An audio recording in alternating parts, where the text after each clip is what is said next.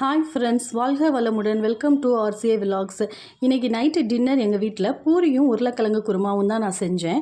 பூரினா என் பையனுக்கு ரொம்ப பிடிக்கும். பூரி போட்டால் கொஞ்சம் நல்லா சாப்பிடுவான். லாஸ்ட் இயர் அவங்க ஸ்கூலில் லஞ்சுக்கு பூரி சப்பாத்தி கொண்டுட்டு வரலான்னு சொல்லுவாங்க.